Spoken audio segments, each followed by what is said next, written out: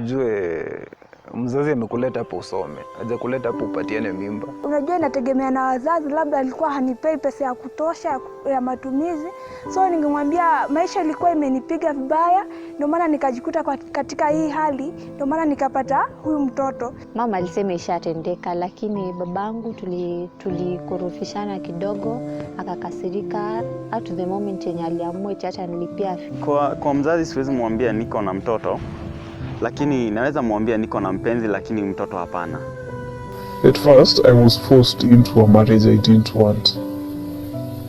So I was told to go get married to the guy that got me pregnant.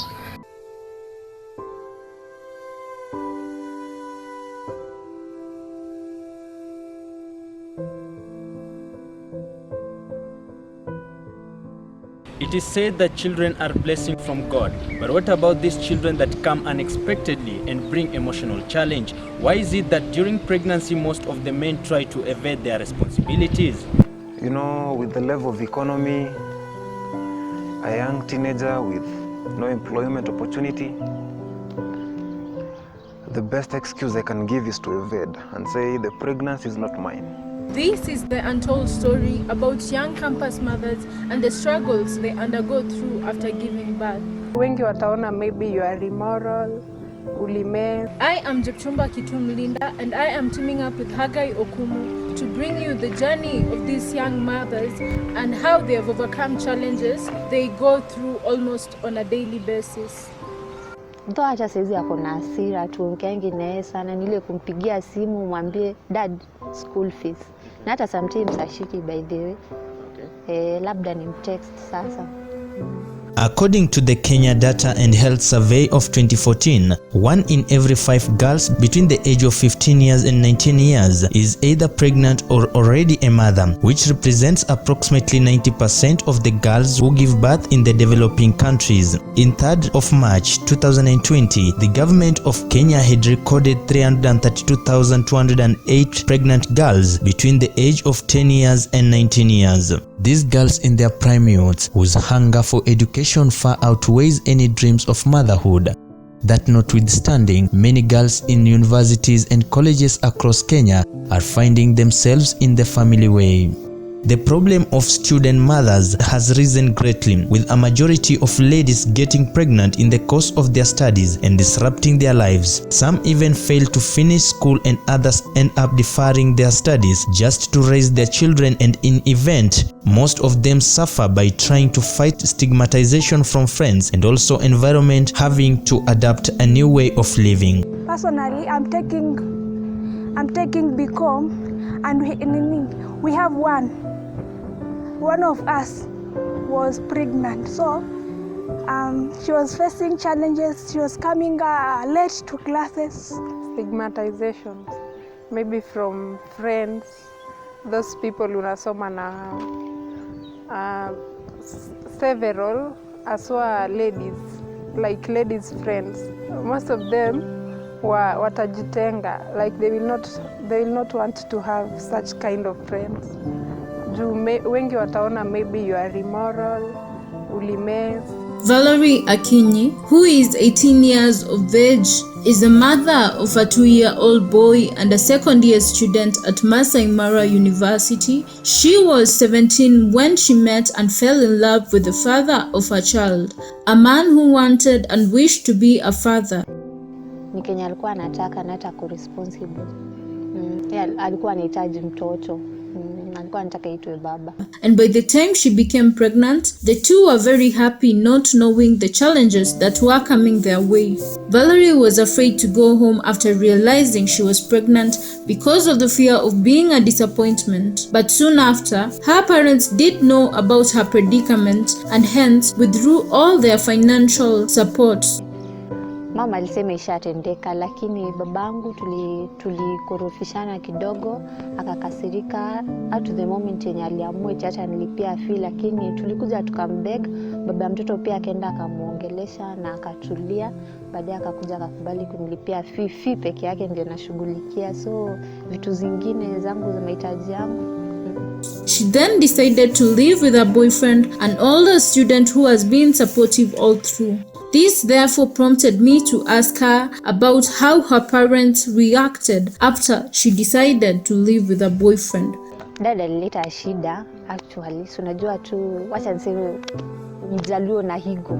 Yeye alikuwa anataka akae na mtoto wake, amsomeshe, amalize ndio atoke. Balancing being a mom and a wife has not been easy, and men are still asking advances from her, not believing she is a mom, something that brings disagreements between her and the baby daddy. Anaelewa mimi ni mwanafunzi na pale mali ninaenda sitangamani na wasichana peke yake, natangamana pia na wavulana, na si eti sura yangu ni mbaya sana ama mimi si mrembo yenye nitakosa kuapproachiwa na vijana. Huwa anaelewa hiyo, na siwezi taka. Unaona wakati huwa anapata text, huwa anauliza ni nini inaendelea, na kwa sababu mimi najua chenye nafanya, huwa huwa take serious. Anajua hii ni maisha na lazima kila mtu apitie hiyo maisha, na anajua mimi pia sijamaliza ujana wangu.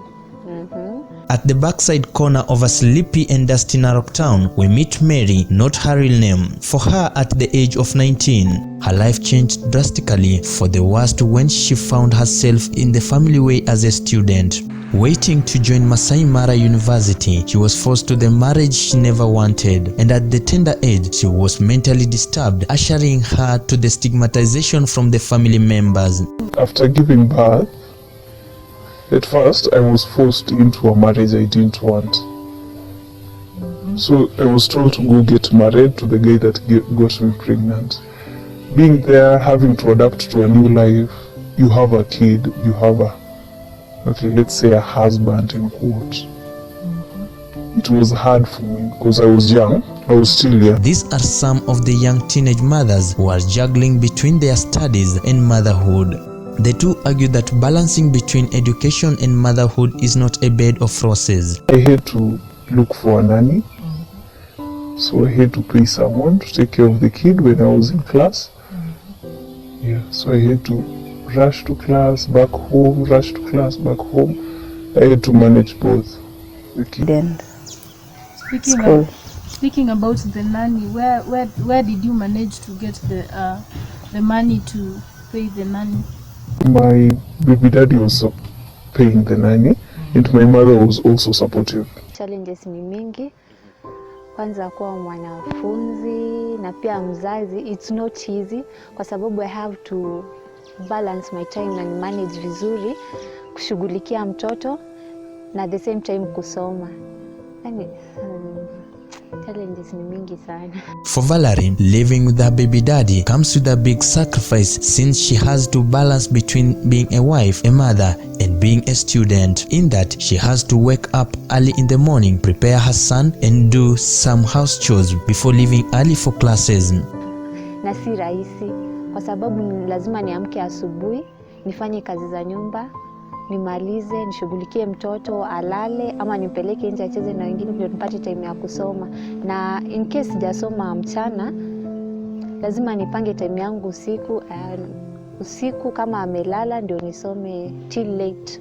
So nakaa na masaa kama 3 hivi za kulala. Even though they sacrifice for their children, their concentration on their studies is minimal. Their journey to motherhood has taught them to be strong, and they are role model to other girls in a society. And they are working on campaign against other girls to concentrate on their studies and avoid sexual relationships. You should know your worth. You should know that you are worth much better than being a teenage mom. Being a teenage mom is not something I would wish someone to be, because it's hard. Yeah, it's very hard. And you have to be, for one to have a kid, you need to be financially stable, mentally stable. You need to have a job, your own home, and to have someone to support you. Kenye ningemshauri tu ni asome kwanza, because being a mother, a wife and a student at the same time is not easy. Kuna changamoto mingi sana kwa hiyo nyumba.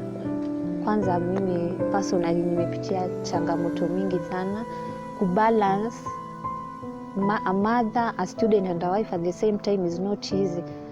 Kazi zenye ungefanya ukiwa mwanafunzi na venye ungesoma ukiwa mwanafunzi peke yake bila kujiingiza kwa hizi ni mingi sana. Juu saa hizi ukisema ni kuingilia maisha ya ndoa na kukuwa na mtoto itakulemea. Kwanza ukipata mwanaume mwenye yuko responsible na the same time your parents are not there to support you, it's not easy. Asome tu kwanza ndio kuja afikirie hiyo mambo ingine baadaye. Kwa yule ambaye akona mimba labda na mwanafunzi, wewe mwenyewe ungemshauri nini? Akubali kubeba hiyo mimba na ile na ajifungue vizuri na aone venye kutaendelea. Unajua kuna mara mingi unapata mwanafunzi akipata mimba anafikiria mambo na kutoa si solution. Labda hiyo tu ndio mtoto mmoja mwenye ulikuwa nayo kwa umri yako. Wewe kubali umzae na umlee vizuri, na kama baba mtoto atakubali take responsibilities, mwache achukue. Mary and Valerie are a reflection of the responsible mothers who have never thought of abortion to be a solution as much as life has never favored them. Some of the student mothers depict a society that has exposed their vulnerable members to men who are determined to use women wrongfully, dump them, and fleeing once they realize the girl is pregnant. Ujue mzazi amekuleta hapo usome, hajakuleta hapo upatiane mimba. So some parents are harsh na like it will be impossible. Sidhani kama kuna mwanaume anaweza sema kwa Peroti amepatiana bola hapo nje. Na kwa mzazi siwezi mwambia niko na mtoto, lakini naweza mwambia niko na mpenzi lakini mtoto hapana. Sasa after those 4 years nikishaenda na huyo mpenzi, sasa hapo mzazi itakuwa ni rahisi mzazi kukubali, sababu ulikuwa unamwambia kuna mpenzi. So ukishaenda hata ukiwa na mtoto, so mzazi atakubali tu.